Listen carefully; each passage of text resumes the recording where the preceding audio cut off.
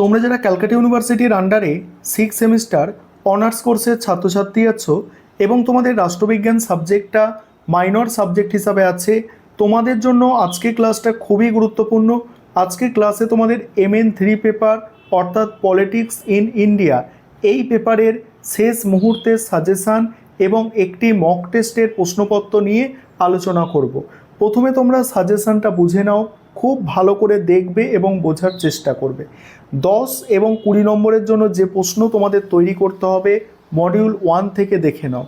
প্রথম প্রশ্ন, ভারতের রাজনীতিতে ব্যবসায়ী গোষ্ঠীর ভূমিকা আলোচনা করো। ব্র্যাকেটে কি লেখা আছে? 2025 সালে এটি 10 নম্বরে এসেছিল, তাই এবারে 20 নম্বরের জন্য গুরুত্বপূর্ণ। কাদের 10 নম্বরে এসেছিল? অর্থাৎ 5th সেমিস্টারে যারা এই সিলেবাসের ওপরে পরীক্ষা দিয়েছে তাদের কথা আমি বললাম গতবারে। তারপরে পরের প্রশ্ন 10 এবং 20 নম্বরের জন্য দেখতে হবে 1990 থেকে ভারতের দলব্যবস্থার প্রকৃতি ও পরিবর্তনশীলতা সম্পর্কে আলোচনা। মোস্ট ইম্পর্টেন্ট প্রশ্ন। পরের প্রশ্ন, সমকালীন ভারতীয় রাজনীতিতে কৃষক সংগঠনগুলির ভূমিকা। মোস্ট ইম্পর্টেন্ট প্রশ্ন। ভারতের রাজনীতিতে আঞ্চলিক রাজনৈতিক দলের উদ্ভবের কারণগুলি বিশ্লেষণ করো। মোস্ট ইম্পর্টেন্ট প্রশ্ন।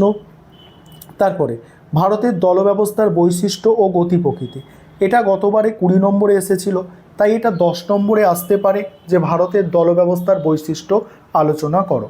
পরের প্রশ্ন, পশ্চিমবঙ্গের এই দুটো প্রশ্ন একটু এক্সট্রা এখানে দেয়া আছে যে পশ্চিমবঙ্গের প্রধান কয়েকটি রাজনৈতিক দলের আদর্শ ও কর্মসূচি আলোচনা করো। প্রধান কয়েকটি বলতে তোমরা বিজেপি এবং টিএমসি এই দুজনের আদর্শ কর্মসূচি এখানে লিখতে পারো। তারপরে ভারতের রাজনীতিতে শ্রমিক সংগঠনের ভূমিকা বিশ্লেষণ করো। তারপরে এবার হচ্ছে মডিউল 2 থেকে। মডিউল 2 থেকে আলোচনা করব, তারপরে 5 নম্বরের প্রশ্ন, তারপরেই তোমাদের মক টেস্টের প্রশ্নপত্র। এখানে মডিউল 2 থেকে দেখে নাও। প্রথম প্রশ্ন, ভারতে অর্থ কমিশনের গঠন ও কার্যাবলী আলোচনা করো। এটা 20 নম্বরের জন্য এবারে খুবই গুরুত্বপূর্ণ, গতবারে 10 নম্বরে এসেছিল। পরের প্রশ্ন, ভারতের সিভিল সার্ভিসে গণতন্ত্রের সিভিল সার্ভিসের ভূমিকা ও বিবর্তন সম্পর্কে আলোচনা করো। এটা গতবারে 10-এ এসেছিল, এবারে 20-র জন্য গুরুত্বপূর্ণ থাকছে। পরের প্রশ্ন, সিভিল সার্ভিসে জেনারেল এবং স্পেশালিস্টদের বিতর্ক। ভালো প্রশ্ন, খুব ভালো করে এটা দেখে যাবে। পরের প্রশ্ন দেখো, পরের প্রশ্ন হচ্ছে ভারতের নির্বাচন কমিশনের গঠন কার্যাবলী। এটা এবারে 10 নম্বরে আসতে পারে বা 20 নম্বরে এসেছিল, 20 নম্বরেও দিতে পারে। ঠিক আছে, খুবই গুরুত্বপূর্ণ প্রশ্ন, এটা তোমরা পরীক্ষায় অবশ্যই দেখতে পাবে, ভারতের নির্বাচন কমিশনের গঠন ও কার্যাবলী। পরের প্রশ্ন আছে অন্তরাজ্য পরিষদ কি, ইয়ার গঠন কার্যাবলী। এটা 20-তে এসেছিল, এবারে 10-এ আসতে পারে। তারপরের প্রশ্ন হচ্ছে অন্তরাজ্য পরিষদ এবং আঞ্চলিক পরিষদের মধ্যে তুলনামূলক আলোচনা, তাদের গঠন কার্যাবলী ভূমিকার ওপরে আলোকপাত করতে হবে। এবারে 5 নম্বরের প্রশ্ন মডিউল 1 এবং মডিউল 2 থেকে অ্যাডজাস্ট করে দিয়েছি। এখানে 5 নম্বরের প্রশ্ন দেখে নাও। আরেকটা প্রশ্ন এখানে বলবো, মডিউল 2 থেকে একটা বড় প্রশ্ন করবে নির্বাচনী সংস্কার সম্পর্কে বিভিন্ন কমিটির সুপারিশ। ভালো করে মনে রাখো, মডিউল 2 থেকে একটা এক্সট্রা প্রশ্ন বললাম, নোট করে নেবে যে নির্বাচনী সংস্কার সম্পর্কে আলোচনা করো বা নির্বাচনী সংস্কার সম্পর্কে বিভিন্ন কমিটির সুপারিশ, এটা একটু নোট করে রাখো।